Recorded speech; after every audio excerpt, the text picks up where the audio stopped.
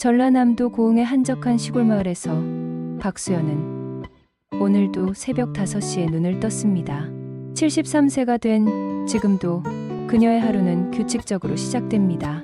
45년간 간호사로 일하며 몸에 밴 습관이 은퇴한 지 3년이 지난 지금도 계속되고 있습니다. 창문을 열자 바다 냄새가 코끝에 스며듭니다. 이 작은 어촌 마을에서 50년을 살았지만 여전히 이 공기가 좋습니다. 하지만 가끔은 서울 생각이 납니다. 젊은 시절 꿈을 키웠던 그곳 말입니다.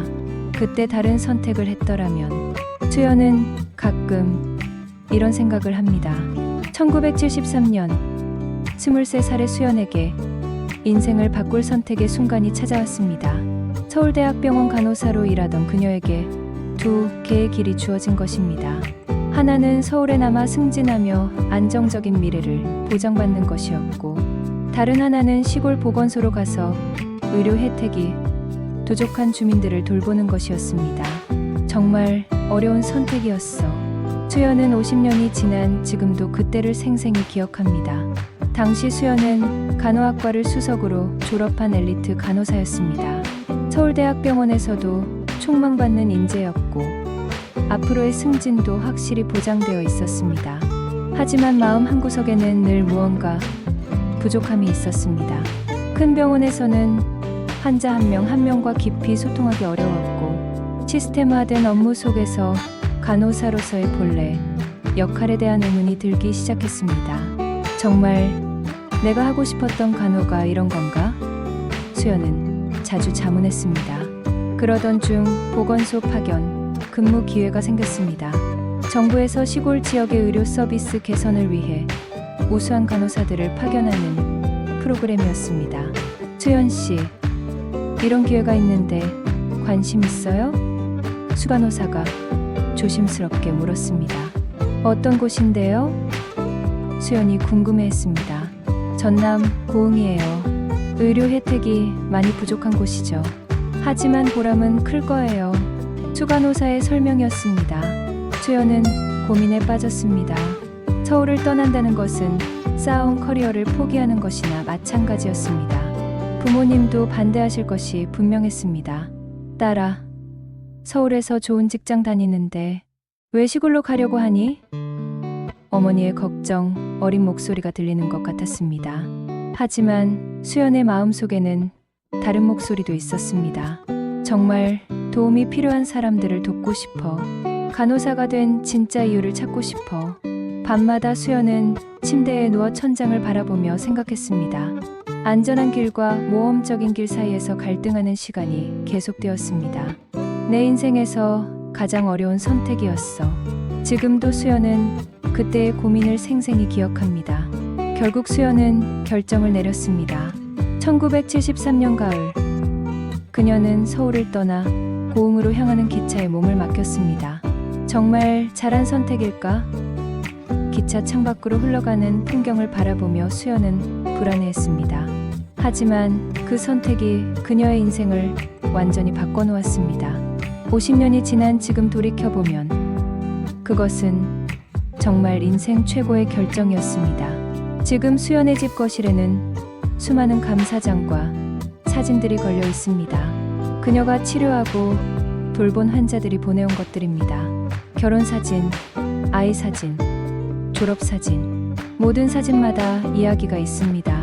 수연 선생님 덕분에 살았어요라고 적힌 편지들도 수북이 쌓여 있습니다. 내가 받은 게 더 많아. 수연은 항상 겸손합니다. 오늘 수연은 그 이야기를 들려주려고 합니다. 50년 전 한 번의 선택이 어떻게 자신의 인생을 바꿨는지, 그리고 그 선택이 가져온 뜻밖의 결과들에 대해서 말입니다. 젊은 사람들도 선택의 기로에 서 있을 텐데 제 이야기가 도움이 됐으면 좋겠어요. 수연의 간절한 마음입니다. 73년을 살아온 한 여성의 진솔한 고백이 지금 시작됩니다. 한 번의 용기 있는 선택이 어떻게 수많은 사람들의 삶을 바꿨는지, 그리고 그 선택을 한 사람 자신에게는 어떤 의미였는지, 선택의 순간에는 몰랐지만 지금 돌이켜보면 정말 감사한 결정이었어요. 수연의 미소가 따뜻합니다. 1970년 봄 20살의 박수연은 간호학과를 수석으로 졸업했습니다. 전라남도 해남의 가난한 농가에서 태어나 오직 공부 하나만 믿고 살아온 그녀에게 서울대학병원 취업은 꿈의 실현이었습니다. 우리 딸이 서울 큰 병원에 취직했어. 아버지가 마을 사람들에게 자랑하는 소리가 귓가에 아직도 맴돕니다. 첫 출근 날 수연은 새하얀 간호복을 입고 병원에 들어서며 가슴이 뛰었습니다. 높은 천장과 반짝이는 바닥, 최신 의료 장비들, 모든 것이 신기하고 경이로웠습니다. 여기서 정말 일하게 되는구나. 수연은 꿈만 같았습니다. 수연이 배정받은 곳은 내과 병동이었습니다. 경험 많은 선배 간호사들과 함께 일하면서 그녀는 하루하루 성장해 나갔습니다. 수연아, 넌 정말 꼼꼼하고 성실해. 환자들이 좋아할 거야. 선배 간호사들이 칭찬했습니다. 실제로 수연은 환자 돌봄에 특별한 재능을 보였습니다. 단순히 의료 행위만 하는 것이 아니라 환자의 마음까지 어루만져주는 능력이 있었습니다. 간호사님, 고마워요. 덕분에 마음이 편해져요. 환자들이 자주 하는 말이었습니다. 하지만 대학병원의 시스템은 수연이 원하는 방식과는 달랐습니다.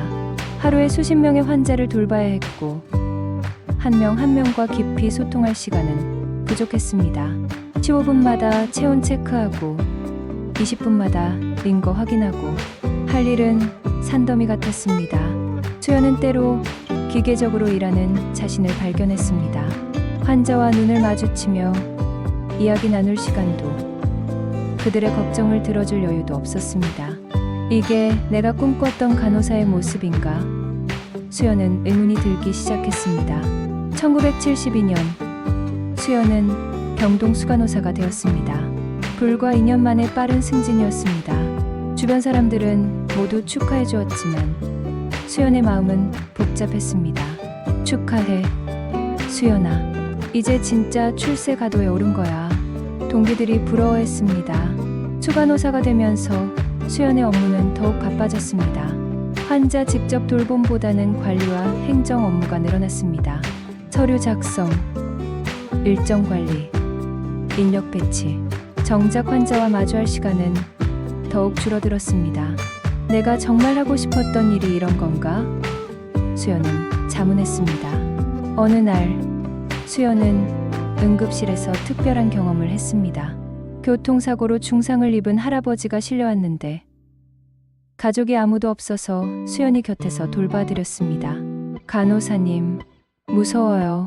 할아버지가 떨리는 목소리로 말했습니다. 괜찮으세요? 제가 여기 있어요. 수연이 할아버지의 손을 잡아드렸습니다. 그 순간 수연은 깨달았습니다. 이것이 자신이 정말 하고 싶었던 간호였다는 것을. 단순히 의료 행위를 하는 것이 아니라 환자의 마음의 위로가 되는 것이었습니다. 할아버지는 며칠 후 회복되어 퇴원했습니다. 마지막 날 할아버지가 수연의 손을 꼭 잡고 말했습니다. 간호사님, 정말 고마웠어요. 선생님이 없었다면 견딜 수 없었을 거예요. 그 말이 수연의 가슴을 울렸습니다. 진정한 간호의 의미를 다시 생각하게 된 순간이었습니다. 1973년 초 수연은 또 다른 승진 기회를 얻었습니다. 간호과장 자리였습니다. 서울에서 가장 권위 있는 병원의 고위직이었습니다. 수연아, 정말 대단해. 30도 안 된 나이에 과장이라니. 친구들이 감탄했습니다. 하지만 수연의 마음은 무거웠습니다. 높은 자리에 올라갈수록 환자로부터 멀어지는 느낌이었습니다. 내가 원했던 건 이런 게 아니었는데. 수연은 혼잣말했습니다. 그때 보건소 파견, 근무 이야기가 나왔습니다. 처음에는 전혀 관심이 없었습니다. 서울에서의 화려한 미래를 포기하고 시골로 갈 이유가 없다고 생각했기 때문입니다. 하지만 시간이 지날수록 그 제안이 자꾸만 머릿속에 맴돌았습니다.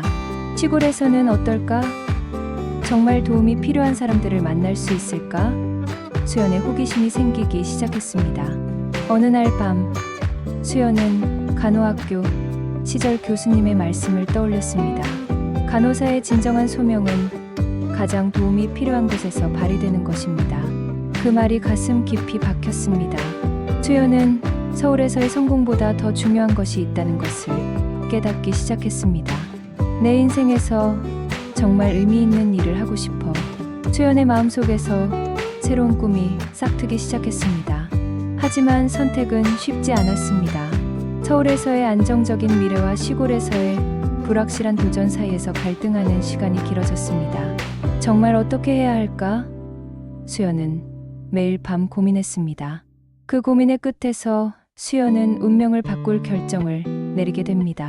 1973년 여름, 수연에게 인생을 바꿀 전화가 걸려왔습니다. 보건복지부에서 시골 지역 의료 개선 사업을 담당하는 김 과장이었습니다. 박수영 간호사님이시죠? 중요한 제안이 있어서 연락드렸습니다. 정중한 목소리였습니다. 네, 말씀하세요. 수연이 대답했습니다. 전남 고흥 보건소에서 파견 근무를 해주실 의향이 있으신지요? 선생님 같은 우수한 간호사가 꼭 필요한 곳입니다. 김 과장의 설명이었습니다. 수연은 잠시 말이 막혔습니다. 예상하지 못했던 제안이었기 때문입니다. 고흥이요? 어떤 곳인가요? 수연이 조심스럽게 물었습니다. 작은 어촌 마을이에요. 의사는 한 명뿐이고 간호사도 부족해서 주민들이 많은 어려움을 겪고 있습니다. 특히 임산부와 아이들 돌봄이 시급한 상황이에요. 김 과장이 자세히 설명했습니다. 그곳에서는 구체적으로 어떤 일을 하게 되나요? 수연에 관심이 생기기 시작했습니다. 일반 진료 보조는 물론이고 예방접종, 보건교육, 산모 돌봄, 응급상황대처, 거의 모든 의료 서비스를 담당하시게 될 거예요. 서울에서와는 완전히 다른 경험이 될 것입니다. 김 과장의 말이었습니다. 수연은 가슴이 뛰기 시작했습니다. 그것이야말로 자신이 꿈꿔왔던 간호사의 모습이었기 때문입니다. 조건은 어떻게 되나요? 수연이 물었습니다. 급여는 서울보다 적지만 숙소는 제공됩니다. 그리고 2년 후에는 서울로 복귀할 수 있어요. 물론 더 오래 머물러도 상관없고요. 김 과장의 답변이었습니다. 전화를 끊은 후 수연은 한동안 멍하니 앉아 있었습니다. 머릿속이 복잡했습니다. 정말 갈까? 서울을 떠나서? 수연은 자문했습니다. 그날 밤 수연은 잠들지 못했습니다. 서울에서의 안정적인 미래와 시골에서의 모험적인 도전 사이에서 갈등했습니다. 다음날 수연은 병원 도서관에 가서 고흥에 대한 자료를 찾아봤습니다. 인구 7만 명의 작은 군이었고 주요 산업은 농업과 어업이었습니다. 의료시설은 보건소와 작은 의원 몇 개가 전부였습니다. 정말 의료 혜택이 부족한 곳이구나. 수연은 자료를 보며 느꼈습니다. 며칠 후 수연은 직접 고흥을 다녀오기로 결심했습니다. 휴가를 내고 기차를 타고 내려갔습니다. 고흥역에 내린 순간 수연은 서울과의 엄청난 차이를 느꼈습니다. 작은 역사, 한적한 거리, 느긋하게 걸어다니는 사람들, 모든 것이 달랐습니다. 보건소를 찾아가 보니 생각보다 더 열악했습니다. 낡은 건물에 부족한 장비, 그리고 환자들로 붐비는 대기실. 간호사님은 언제 오시나요? 한 할머니가 물었습니다. 저희도 기다리고 있어요. 간호사가 없어서 정말 불편해요. 보건소 직원의 답변이었습니다. 수연은 그 순간 깨달았습니다. 이곳에서는 자신이 정말 필요한 사람이 될 수 있다는 것을. 보건소 의사 선생님과도 이야기를 나눴습니다. 서울에서 오신다고요? 정말 감사해요. 혼자서는 한계가 있어서. 의사 선생님의 간절한 마음이 전해졌습니다. 어떤 환자들이 주로 오시나요?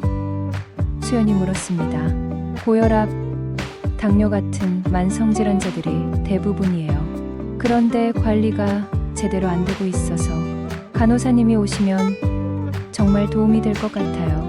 의사 선생님의 설명이었습니다. 수연은 마을을 둘러보며 더 많은 것을 보았습니다. 병원까지 가기 어려워 질병을 방치하는 노인들, 적절한 산정 관리를 받지 못하는 임산부들, 예방접종이 늦어지는 아이들, 정말 내가 도움이 될 수 있는 곳이구나. 수연은 확신이 들기 시작했습니다. 하지만 동시에 불안도 컸습니다. 서울의 편리함을 포기하고 이런 곳에서 살 수 있을까? 혼자서 이 모든 일을 감당할 수 있을까? 정말 어려운 선택이야. 수연은 고민에 빠졌습니다. 서울로 돌아온 후 수연은 주변 사람들에게 조언을 구했습니다. 미쳤어. 서울에서 잘 나가는데 왜 시골로 가려고 해? 친구들이 말렸습니다. 딸아, 너무 성급한 결정 아니야? 여기서 더 승진할 수 있잖아. 부모님도 반대했습니다. 하지만 수연의 마음속에는 다른 목소리가 있었습니다. 진정한 간호사가 되고 싶어. 정말 도움이 필요한 사람들을 돌보고 싶어. 수연은 밤마다 깊은 고민에 빠졌습니다. 안전한 길과 모험적인 길 사이에서 선택해야 했습니다. 내 인생에서 가장 중요한 결정이 될 것 같아. 수연은 직감했습니다. 드디어 결정의 순간이 다가오고 있었습니다.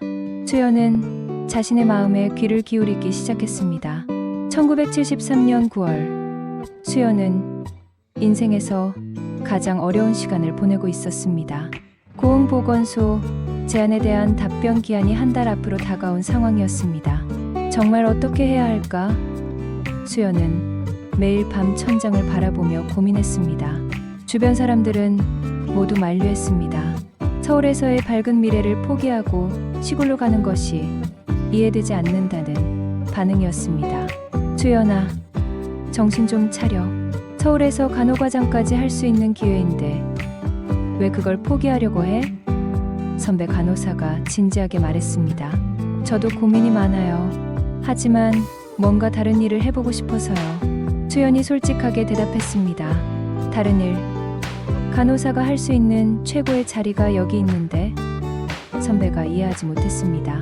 집에 전화해서 부모님과 이야기할 때도 마찬가지였습니다.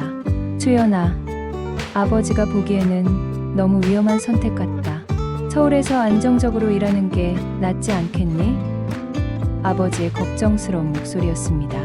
딸아, 시골은 불편하기만 해. 내가 그런 곳에서 견딜 수 있을까? 어머니도 우려했습니다. 수연은 가족의 걱정을 이해했습니다.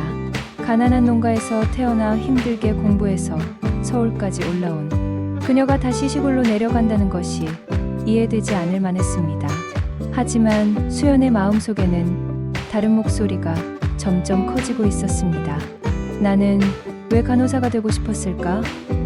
수연은 자신에게 물었습니다. 어린 시절을 떠올려 봤습니다. 마을에 간호사가 왔을 때의 기억이 생생했습니다. 하얀 간호복을 입고 아픈 사람들을 돌봐주는 모습이 천사처럼 보였습니다. 나도 저런 사람이 되고 싶어. 10살 수연이 꿈꿨던 것이 바로 그것이었습니다. 서울에서 3년간 일하면서 수연은 많은 것을 배웠습니다. 최신 의료 기술, 효율적인 시스템, 전문적인 지식. 하지만 어딘가 공허함이 있었습니다. 환자들과 진정한 소통을 하고 있는 걸까? 수연은 의문이 들었습니다. 큰 병원에서는 모든 것이 시스템화되어 있었습니다. 환자 한 명당 할당된 시간, 정해진 절차, 표준화된 대응. 효율적이지만 인간적인 따뜻함은 부족했습니다. 어느 날 수연은 특별한 경험을 했습니다. 병원 근처 놀이터에서 넘어진 아이를 우연히 도와준 일이었습니다. 간호사 아줌마, 고마워요. 아이가 환하게 웃으며 말했습니다. 그 순간 수연은 가슴이 뭉클했습니다.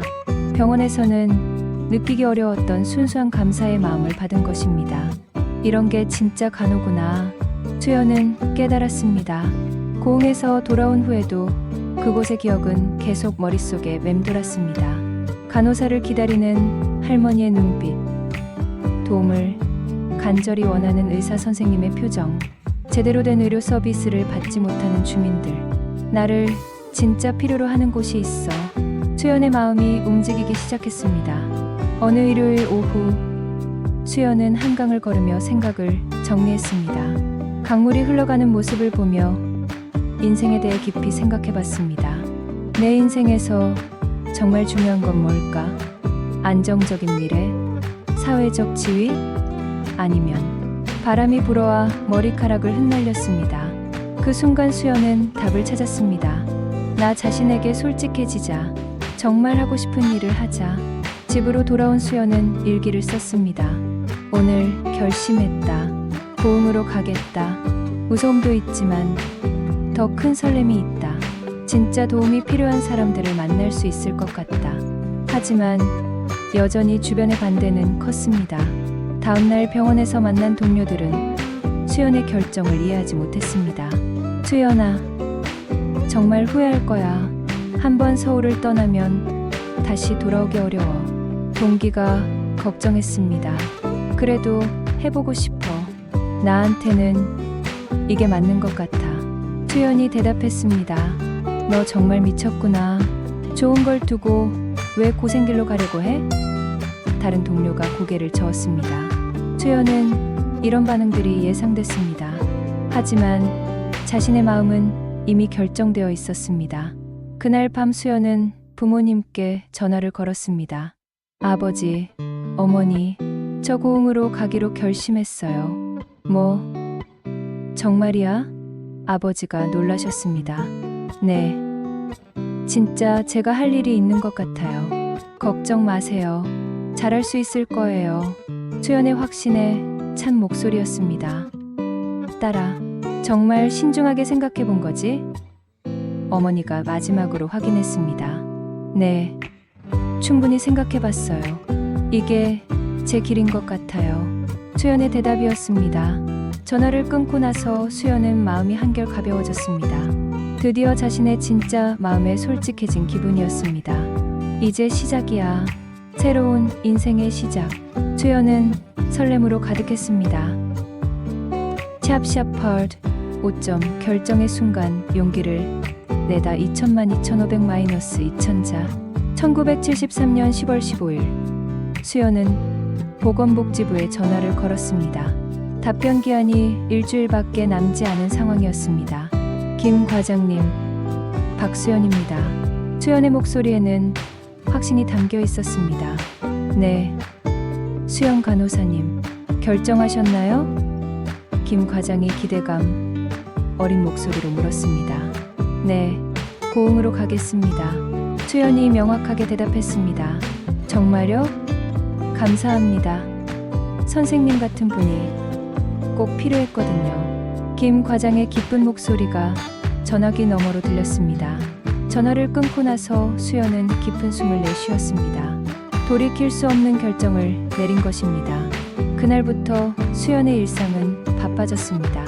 사직서를 내고 이사 준비를 하고 고흥에서의 새로운 생활을 준비해야 했습니다. 정말 가는구나? 병원 동료들이 믿을 수 없다는 표정으로 바라봤습니다. 네, 다음 주에 떠나요. 수연이 담담하게 대답했습니다. 추간호사도 수연을 불러 마지막 대화를 나눴습니다. 수연 씨, 정말 아까운 인재를 잃게 되네요. 마음이 바뀌면 언제든 돌아오세요. 추간호사의 아쉬운 마음이었습니다. 감사합니다. 여기서 배운 모든 것을 잘 활용하겠습니다. 수연이 인사했습니다. 마지막 근무일에는 특별한 일이 있었습니다. 수연이 돌봐왔던 한 할머니 환자가 마지막 인사를 하러 왔습니다.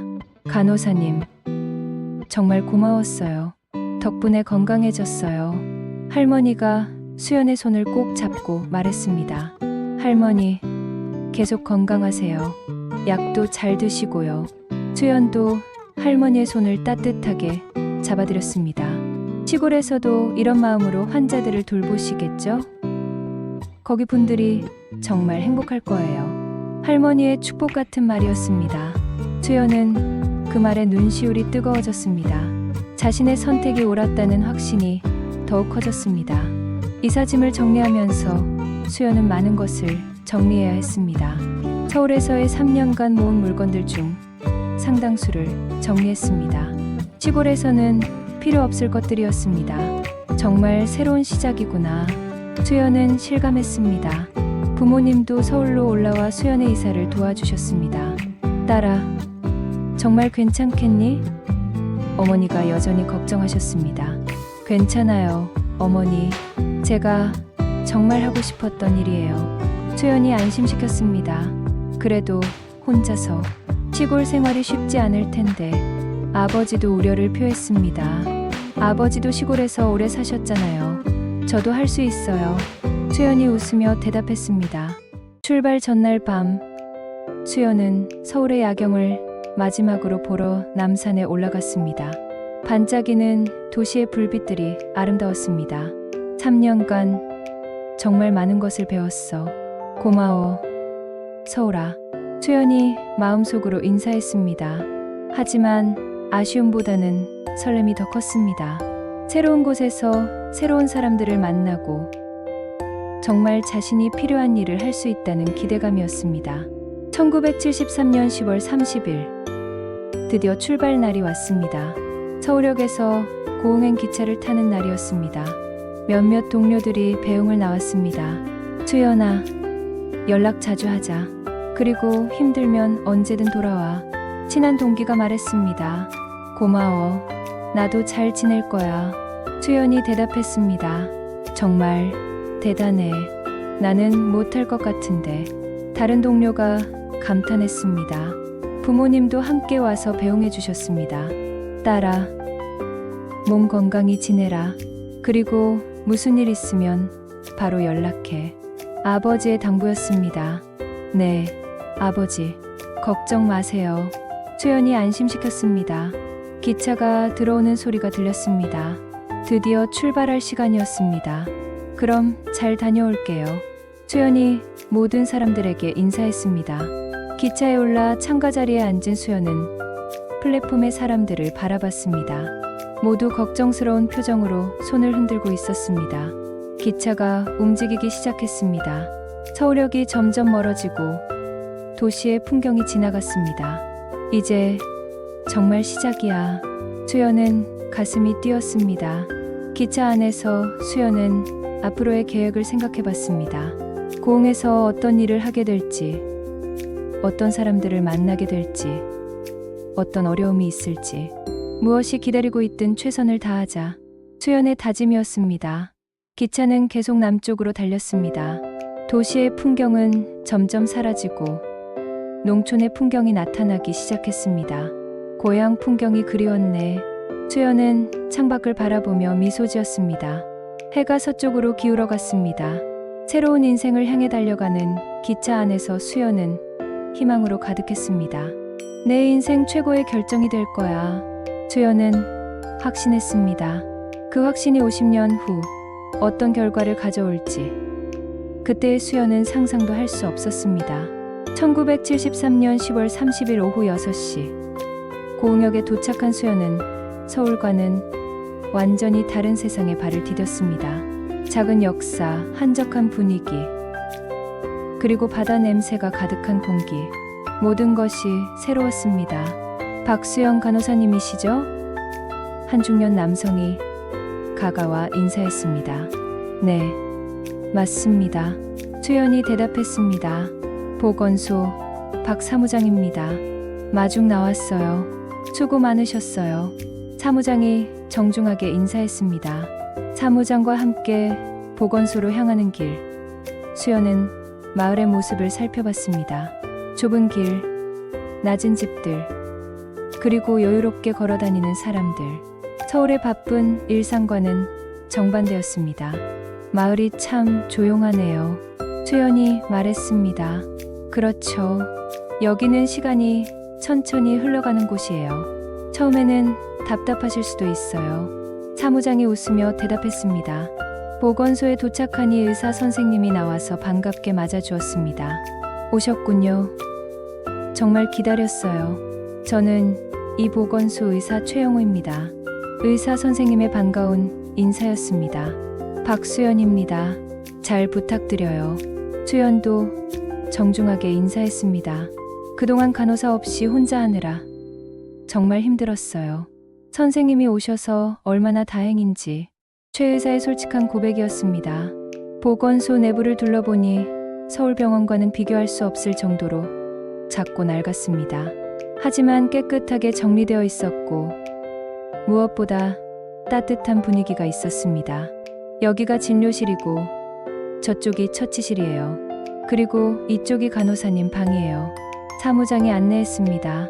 수연의 방은 보건소 2층에 있는 작은 방이었습니다.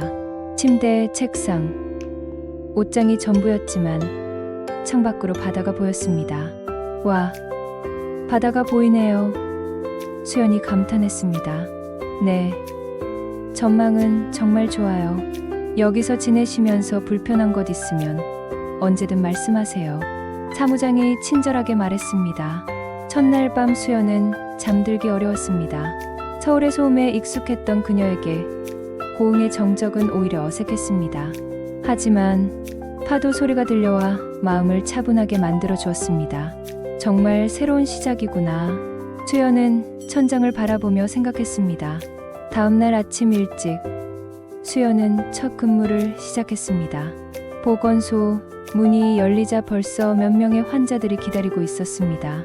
새로 오신 간호사님이시죠? 반갑습니다. 할머니 한 분이 먼저 인사했습니다.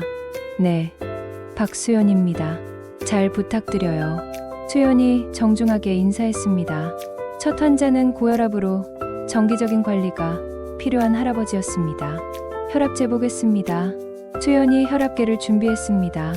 간호사님, 서울에서 오셨다면서요? 고생 많으셨어요. 할아버지가 말을 걸었습니다. 고생이 아니에요. 여기 와서 일할 수 있게 되어 기뻐요. 수연의 진심 어린 대답이었습니다. 혈압을 재고 기록을 하면서 수연은 서울과의 차이를 느꼈습니다. 서울에서는 시간에 쫓겨 빨리빨리 처리해야 했지만 여기서는 환자와 충분히 이야기할 수 있었습니다. 혈압이 조금 높으시네요.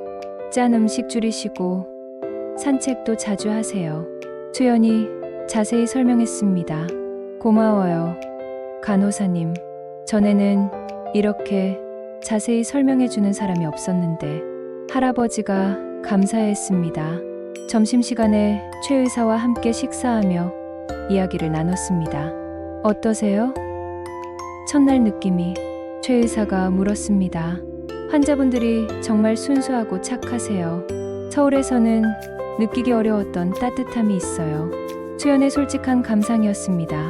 그렇죠. 이곳 사람들은 정이 많아요. 하지만 의료 혜택이 부족해서 안타까운 경우도 많고요. 최 의사의 설명이었습니다. 구체적으로 어떤 어려움이 있나요? 수연이 궁금해했습니다. 만성질환 관리가 가장 문제예요. 정기적인 상담과 교육이 필요한데 인력이 부족해서, 그리고 응급 상황에서도 혼자서는 한계가 있고요. 최 의사의 고민이었습니다. 오후에는 임산부가 찾아왔습니다. 산정 검사를 받으러 온 것이었습니다. 언제가 예정일이세요? 수연이 물었습니다. 다음 달 중순이에요.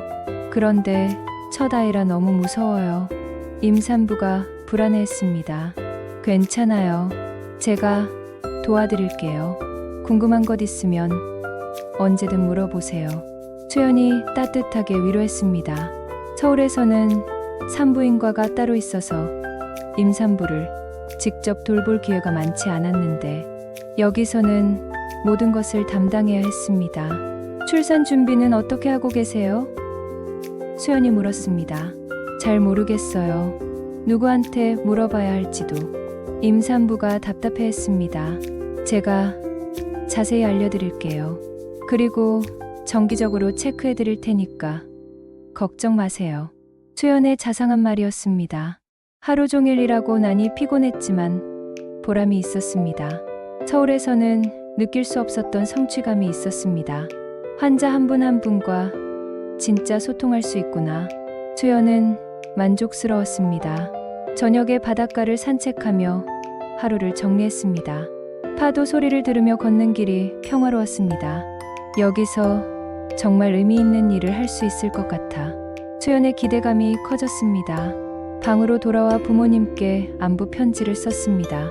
아버지, 어머니 안녕하세요. 고흥에 잘 도착했어요. 생각보다 좋은 곳이에요. 환자분들도 정말 좋으시고 제가 정말 도움이 될 수 있을 것 같아요. 걱정 마세요. 첫째 주가 지나고 수연은 확신이 들었습니다. 이곳에서 자신이 정말 하고 싶었던 간호를 할 수 있다는 것을. 내 선택이 옳았어. 수연은 미소 지었습니다. 1974년 2월의 어느 추운 밤, 수연에게 평생 잊지 못할 순간이 찾아왔습니다. 고흥에서 근무한 지 4개월이 지난 시점이었습니다. 밤 11시경. 급한 전화벨 소리에 수연은 잠에서 깨어났습니다. 간호사님, 큰일 났어요. 빨리 와주세요.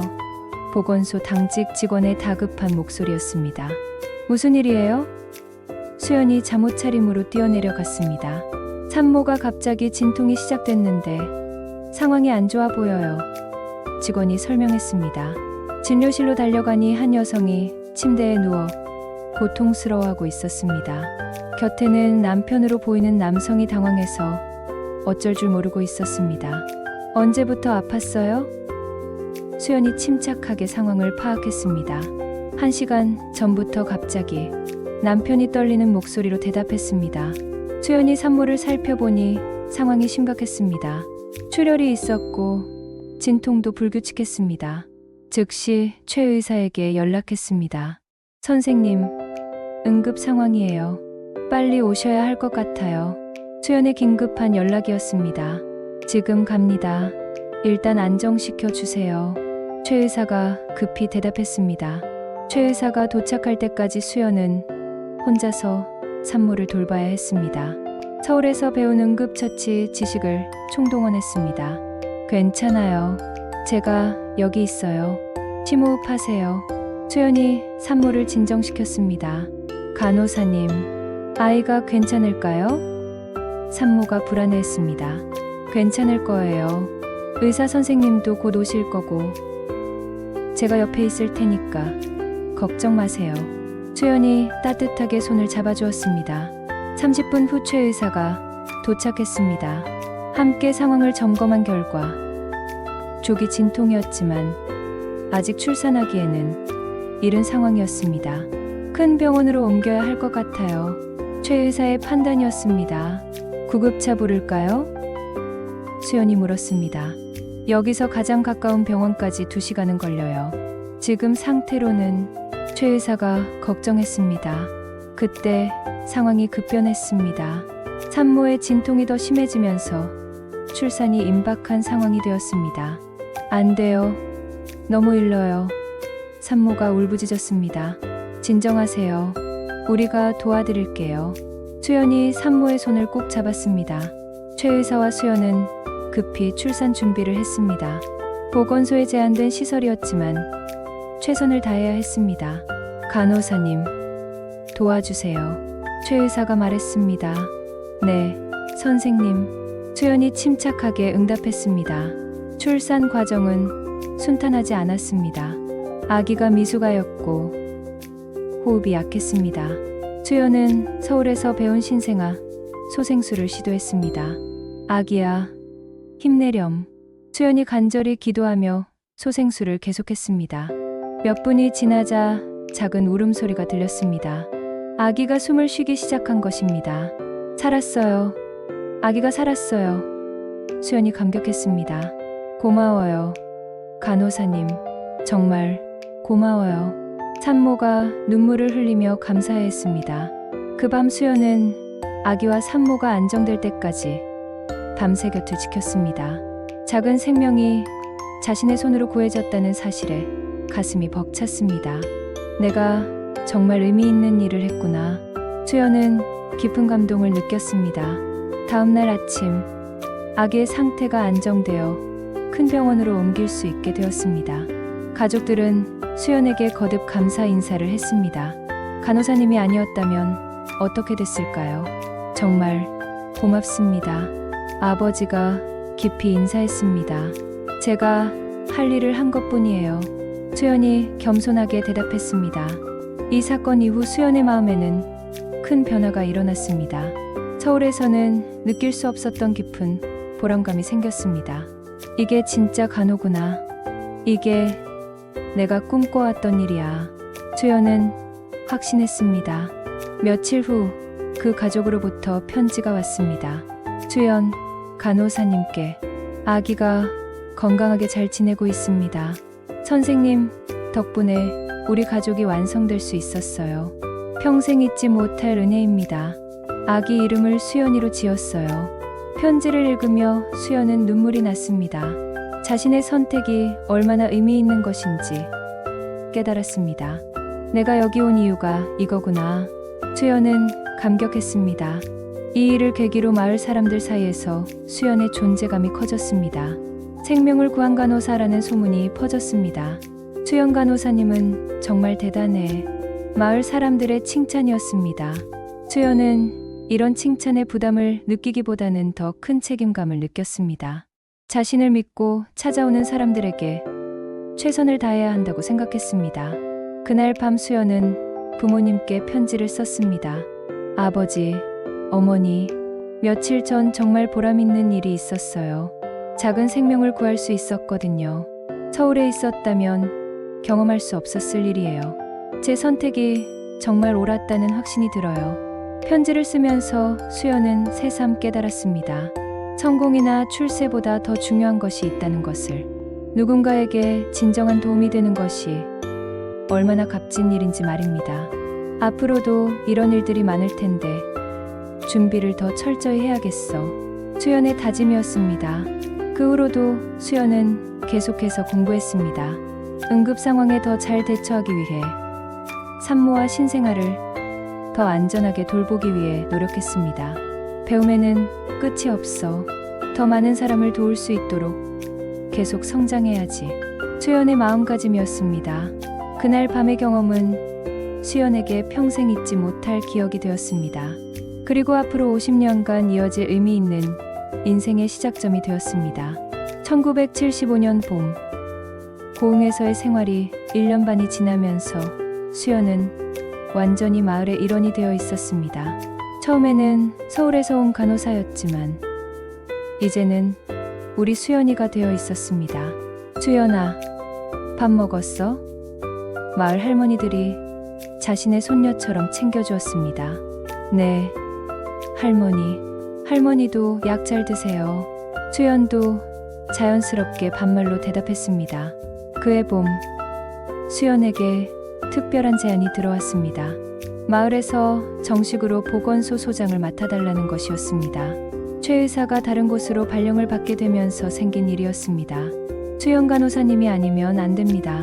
주민들이 모두 원해요. 군청, 보건과장의 간청이었습니다. 수연은 고민에 빠졌습니다. 원래 계획은 2년 후 서울로 돌아가는 것이었지만 이곳에서 더 큰 역할을 맡아달라는 요청이었습니다. 저는 아직 경험이 부족한데 수연이 망설였습니다. 경험은 충분해요. 그동안 하신 일을 보면 누구보다 이곳을 잘 아시잖아요. 보건과장이 설득했습니다. 마을 주민들의 반응은 더욱 뜨거웠습니다. 수연이가 소장이 되면 우리가 얼마나 든든할까. 이장님이 말씀하셨습니다. 다른 사람은 우리 마음을 모르잖아. 수연이만 믿을 수 있어. 할머니들의 한 목소리였습니다. 수연은 며칠 동안 깊이 생각했습니다. 서울로 돌아가면 다시 큰 병원에서 일할 수 있었습니다.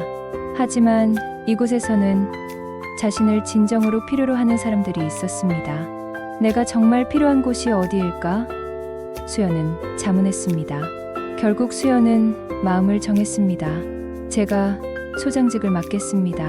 수연의 결정이었습니다. 정말요? 고마워요. 보건과장이 기뻐했습니다. 소장이 되면서 수연의 역할은 더욱 커졌습니다. 단순히 간호 업무만 하는 것이 아니라 지역보건 정책을 기획하고 실행해야 했습니다. 수연이 가장 먼저 시작한 것은 예방 중심의 보건 사업이었습니다. 아픈 후에 치료하는 것보다 미리 예방하는 게 중요해요. 수연의 철학이었습니다. 마을 회관에서 정기적으로 건강교육을 시작했습니다. 고혈압, 당뇨병, 예방법부터 올바른 식습관, 운동의 중요성까지 다양한 내용을 다뤘습니다. 간호사님 말씀 듣고 나니 내가 얼마나 잘못 살았는지 알겠어. 할아버지들이 반성했습니다. 이제부터라도 잘하시면 돼요. 나이는 숫자일 뿐이에요. 수연이 격려했습니다. 산모와 영유아 관리에도 특별히 신경을 썼습니다. 정기적인 산정 검사와 예방 접종 스케줄을 체계화했습니다. 아이들이 건강하게 자라야 마을의 미래가 밝아져요. 수연의 믿음이었습니다. 1977년 수연은 더 큰 프로젝트를 시작했습니다. 마을 곳곳에 작은 진료소를 설치하는 것이었습니다. 보건소에서 멀리 떨어진 지역 주민들을 위한 배려였습니다. 멀어서 오기 어려우신 분들을 위해 우리가 찾아가겠어요. 수연의 아이디어였습니다. 그런 게 가능해요? 보건과장이 의구심을 표했습니다. 해봅시다. 주민들이 건강해지는 게 가장 중요하니까요. 수연의 의지는 확고했습니다. 순회 진료를 시작하면서 수연은 더 많은 사람들을 만날 수 있게 되었습니다. 산골 마을의 독거, 할머니부터 어선을 타는 어부들까지 다양한 사람들이 수연의 돌봄을 받았습니다. 간호사님이 찾아와 주시니까 마음이 든든해. 할머니들의 감사 인사였습니다. 1978년 수연에게 개인적으로도 큰 변화가 찾아왔습니다. 인근 군청에서 일하는 공무원 김태호와 결혼하게 된 것입니다. 수연이 같은 사람이 우리 고흥을 떠나면 안 되지. 중매를 선 이장님의 말이었습니다. 태호는 수연의 일을 이해하고 지지해주는 좋은 사람이었습니다. 당신이 하는 일이 얼마나 중요한지 알아요. 제가 도와드릴게요. 태호의 따뜻한 마음이었습니다. 결혼식은 마을 잔치처럼 성대하게 치러졌습니다. 수연이 돌본 환자들과 가족들이 모두 참석해서 축하해 주었습니다. 우리 수연이 이제 진짜 고흥 사람이 됐네. 마을 사람들이 기뻐했습니다. 1979년과 1981년 수연에게 두 아이가 태어났습니다. 딸 미영이와 아들 준서였습니다. 엄마가 하는 일을 보고 자라니까 우리 아이들도 남을 돕는 마음을 가질 거예요. 수연의 기대였습니다. 아이들을 키우면서도 수연은 일을 멈추지 않았습니다. 보건소 직원들과 마을 사람들이 모두 나서서 아이들을 함께 돌봐주었습니다. 우리가 수연이를 도와야지. 수연이가 있어야 우리가 살지. 마을의 공통된 마음이었습니다. 1980년대 들어 수연의 활동은 더욱 체계화되었습니다. 지역보건 데이터를 정리하고 질병 예방 프로그램을 확대했습니다. 우리 고흥이 전국에서 가장 건강한 지역이 되도록 해봅시다. 수연의 목표였습니다. 실제로 고흥의 주민건강 지표는 전국 평균을 웃돌기 시작했습니다. 영아 사망률은 낮아지고 만성질환 관리율은 높아졌습니다. 이 모든 게 수연 소장님 덕분이에요. 군수님의 칭찬이었습니다. 하지만 수연은 늘 겸손했습니다. 혼자 한 일이 아니에요. 모든 마을 사람들이 함께 만든 결과예요. 수연의 겸손한 마음이었습니다. 20년이 넘게 고흥에서 뿌리내린 수연은 이제 완전히 이곳의 일부가 되어 있었습니다. 서울에서의 화려한 미래를 포기한 대신 더 큰 보람과 의미를 찾았습니다. 내 선택이 정말 옳았어. 수연은 매일 확신했습니다. 그리고 그 선택이 가져올 더 큰 결과들이 앞으로 펼쳐지게 됩니다. 2023년 수연이 고흥에 온 지 50년이 되는 해였습니다. 73세가 된 그녀는 은퇴했지만 여전히 마을 사람들의 사랑을 받고 있었습니다. 수연 선생님, 축하드려요. 마을 주민들이 기념 행사를 준비했습니다. 뭘 축하해요? 그냥 제가 할 일 한 것뿐인데. 수연이 쑥스러워했습니다. 하지만 그날 행사에서 수연은 놀라운 것을 보게 되었습니다. 전국 각지에서 사람들이 찾아온 것입니다. 선생님, 저 기억하세요? 40대 중년 남성이 다가왔습니다. 혹시? 수연이 자세히 보니 낯이 익었습니다. 저 김수영이에요. 1974년에 선생님이 살려주신. 남성이 설명했습니다. 아, 그때 그 아기. 수연이 깜짝 놀랐습니다. 50년 전 그날 밤 태어난 미숙아였습니다. 수연의 손으로 생명을 구한 그 아기가 이제 훌륭한 성인이 되어 나타난 것입니다. 선생님, 덕분에 살아서 의사가 됐어요. 지금은 소아과에서 일하고 있습니다. 수영이 감사 인사를 했습니다. 정말 의사가 됐다고? 수연의 눈에 눈물이 맺혔습니다. 네, 선생님처럼 아이들을 구하는 일을 하고 있어요. 선생님이 제게 생명을 주셨으니까 저도 다른 생명들을 구하려고요. 수영의 진심 어린 고백이었습니다. 그뿐만 아니었습니다.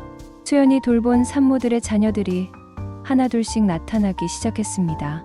선생님, 저는 교사가 됐어요. 한 여성이 말했습니다. 저는 간호사가 됐습니다. 선생님을 보고 꿈을 키웠어요. 또 다른 여성의 고백이었습니다. 저는 소방관이 됐어요. 사람을 구하는 일을 하고 싶어서요. 젊은 남성의 이야기였습니다. 수연은 놀라움을 금치 못했습니다. 자신이 돌본 아이들이 이렇게 훌륭하게 자라서 사회에 기여하고 있다니. 여러분이 이렇게 잘 자라줘서 고마워요. 수연이 감격했습니다. 더 놀라운 일이 있었습니다. 전국 각지에서 편지들이 쏟아져 온 것입니다. 수연 선생님께 40년 전 선생님이 제 출산을 도와주셨습니다. 그때 아들이 지금은 판사가 됐어요. 선생님 덕분입니다. 선생님 덕분에 살아서 세 자녀를 키웠습니다. 모두 건강하게 자라서 사회에서 열심히 일하고 있어요. 선생님이 해주신 예방접종 덕분에 큰 병 없이 자랄 수 있었습니다. 지금은 의료진으로 일하며 선생님의 마음을 이어가고 있습니다. 수백 통의 편지가 도착했습니다. 모두 수연이 돌본 사람들이나 그 가족들이 보낸 감사의 편지들이었습니다. 이게 다 제가 한 일 때문인가요? 수연은 믿기 어려웠습니다. 가장 감동적인 것은 수연 장학회의 소식이었습니다. 수연이 돌본 사람들이 모금해서 만든 장학회였습니다. 선생님이 저희에게 베풀어 주신 사랑을 다른 아이들에게 전하고 싶어서 만들었어요. 장학회 대표의 설명이었습니다. 매년 의료계 꿈나무들에게 장학금을 드리고 있어요. 선생님의 뜻을 이어가려고요. 대표가 계속 설명했습니다. 수연은 그동안 자신이 얼마나 많은 사람들의 인생에 영향을 미쳤는지 깨달았습니다. 한 사람의 작은 선택이 이렇게 큰 나비 효과를 만들어낸 것입니다. 제가 받은 게 더 많아요. 수연이 겸손하게 말했습니다. 행사 마지막에 특별한 영상이 상영되었습니다. 수연이 돌본 사람들과 그 가족들이 직접 출연해서 감사 인사를 전하는 영상이었습니다. 수연 선생님 덕분에 제가 지금 여기 있습니다. 선생님이 없었다면 우리 가족은 존재하지 않았을 거예요. 선생님의 사랑으로 자란 저희들이 이제 다른 사람들을 돕고 있어요. 영상을 보며 수연은 눈물을 참을 수 없었습니다. 50년 전 자신의 선택이 이렇게 많은 사람들의 삶을 바꿨다니 정말 꿈 같아요. 수연이 중얼거렸습니다. 행사 후 수연은 조용히 바닷가를 걸었습니다. 50년 전 처음 이곳에 왔을 때도 이 길을 걸었었습니다. 그때 내가 상상이나 했을까? 수연은 혼잣말했습니다. 50년 전에는 단순히 도움이 필요한 사람들을 돕고 싶다는 마음뿐이었습니다. 하지만 그 작은 마음이 이렇게 큰 결과를 만들어낼 줄은 꿈에도 생각지 못했습니다. 내가 구한 생명들이 또 다른 생명들을 구하고 있구나. 수연은 감동했습니다. 집으로 돌아온 수연은 일기를 썼습니다. 오늘 정말 놀라운 하루였다.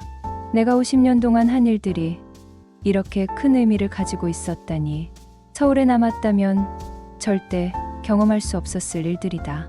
내 인생 최고의 선택이었다는 확신이 든다. 그날 밤 수연은 깊은 잠에 빠졌습니다. 50년간의 보람이 마음을 가득 채우고 있었습니다. 다음 날 아침 신문에 수연의 이야기가 크게 실렸습니다. 한 사람의 선택이 만든 기적 마이너스 50년간 생명을 구한 천사. 기사를 읽으며 수연은 또 한 번 감동했습니다. 하지만 더 중요한 것은 이 이야기가 다른 사람들에게도 용기를 줄 수 있다는 것이었습니다.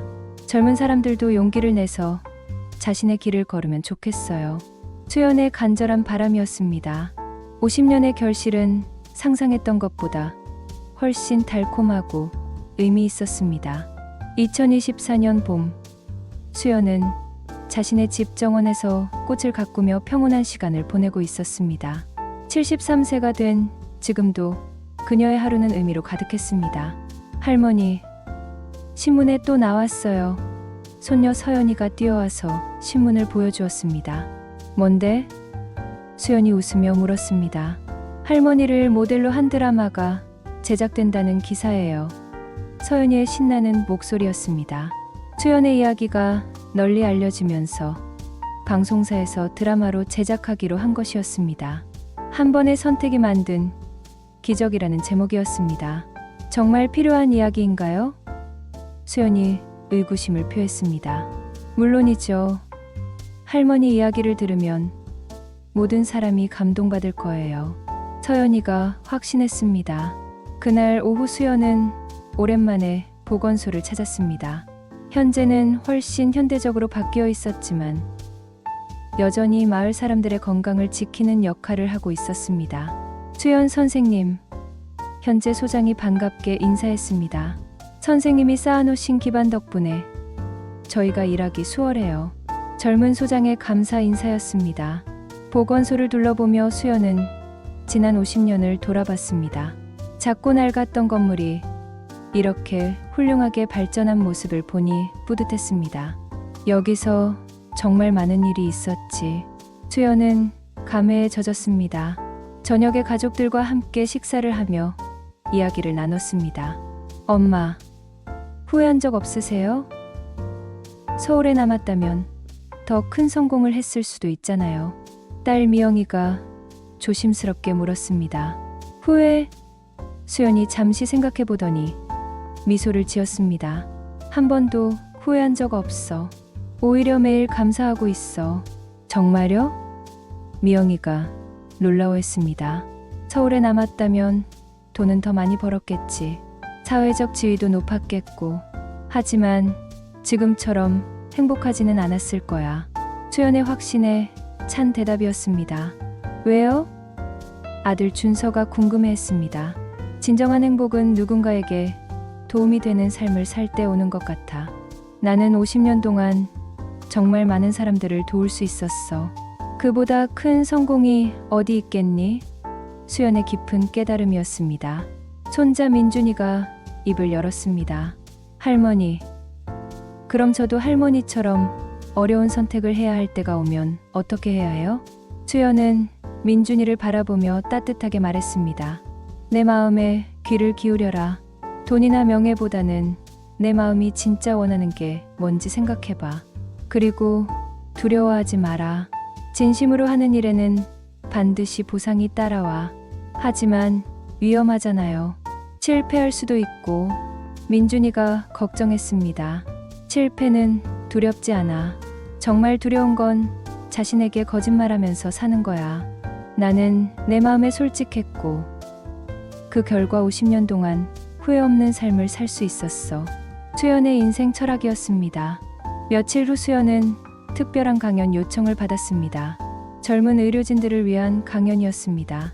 강연장에는 100여 명의 젊은 의사들과 간호사들이 모여 있었습니다.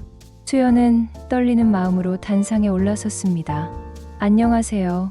73세 할머니가 여러분에게 무슨 말을 해드릴 수 있을지 모르겠지만 수연이 겸손하게 시작했습니다. 청중들은 모두 진지하게 귀를 기울였습니다. 50년 전 저는 선택의 기로에 서 있었습니다. 서울의 안정적인 미래와 시골의 불확실한 도전 사이에서 말이죠. 수연이 자신의 이야기를 시작했습니다. 주변 사람들은 모두 만류했습니다. 미친 짓이라고 했죠. 하지만 제 마음속 깊은 곳에서는 다른 목소리가 들렸습니다. 강연장이 조용해졌습니다. 모든 사람이 수연의 말에 집중하고 있었습니다. 그 목소리는 정말 도움이 필요한 사람들을 돕고 싶다는 것이었습니다. 그래서 저는 그 목소리를 따랐습니다. 그 결과가 어땠는지는 여러분도 들어서 아실 겁니다. 저는 50년 동안 수많은 생명을 구할 수 있었고 그 생명들이 다시 다른 생명들을 구하고 있습니다. 한 젊은 의사가 손을 들었습니다. 선생님, 그 선택을 내릴 때 두렵지 않으셨나요? 물론 두려웠습니다. 하지만 더 두려운 건 후회하며 사는 것이었어요. 안전한 길을 택했다가 평생 만약에라는 생각을 하며 살고 싶지 않았거든요. 또 다른 간호사가 질문했습니다. 실용적인 것들을 포기하기가 쉽지 않은데 어떻게 용기를 내셨나요? 돈이나 지위는 사라질 수 있어요. 하지만 누군가를 도운 기억, 생명을 구한 기억은 영원히 남아요. 그리고 그런 기억들이 진짜 부자가 되게 해줍니다. 강연을 마치며 수연은 청중들을 바라보며 말했습니다. 여러분도 언젠가는 선택의 순간이 올 것입니다. 그때 제발 여러분의 마음에 귀를 기울여 주세요. 세상이 뭐라고 하든 여러분이 정말 하고 싶은 일을 하세요. 그것이 여러분과 세상 모두를 행복하게 만드는 길입니다. 박수가 터져 나왔습니다. 많은 사람들의 눈에 눈물이 맺혀 있었습니다. 강연이 끝나고 한 젊은 간호사가 다가왔습니다. 선생님, 저도 시골 병원 제안을 받았는데 고민 중이었어요. 오늘 강연 듣고 결심했습니다. 가보려고요. 잘 생각했어요. 분명 후회하지 않을 거예요. 수연이 격려했습니다. 집으로 돌아오는 길에 수연은 깊은 만족감을 느꼈습니다. 자신의 이야기가 다른 사람들에게 용기를 줄 수 있다는 것이 기뻤습니다. 내 이야기가 누군가에게 도움이 되는구나. 수연은 뿌듯했습니다. 그날 밤 수연은 마지막 일기를 썼습니다. 73년을 살아보니 깨달은 게 있다. 인생에서 가장 중요한 건 얼마나 많이 가졌느냐가 아니라 얼마나 많이 베풀었느냐다. 얼마나 높이 올라갔느냐가 아니라 얼마나 많은 사람에게 도움이 됐느냐다. 50년 전 그날 나는 내 인생 최고의 결정을 했다. 그 결정이 이렇게 많은 사람들의 삶을 바꿀 줄은 몰랐지만 분명한 건 나 자신도 완전히 다른 사람이 되었다는 것이다. 지금 이 순간에도 어디선가 선택의 기로에 선 사람이 있을 것이다. 그분에게 말하고 싶다. 두려워하지 말고 당신의 마음에 솔직해지라고. 그것이 당신과 세상을 바꾸는 시작이라고. 마지막 문장을 쓰며 수연은 미소 지었습니다. 결국 사람은 어떻게 살았느냐로 기억되는 것 같다. 나는 사랑으로 살았고, 봉사로 살았고, 희망으로 살았다. 그것으로 충분하다. 창밖으로 고운 바다가 보였습니다. 50년 전 처음 이곳에 왔을 때와 똑같은 바다였지만 이제는 완전히 다른 의미로 다가왔습니다. 고마워, 고응아. 너 덕분에 나는 진짜 나를 찾을 수 있었어. 73세 박수연의 이야기는 여기서 끝나지 않습니다. 그녀의 선택이 만들어낸 파급 효과는 지금도 계속 이어지고 있습니다. 그녀가 구한 생명들이 또 다른 생명들을 구하고 그녀의 이야기를 들은 사람들이 또 다른 용기 있는 선택을 하고 있기 때문입니다.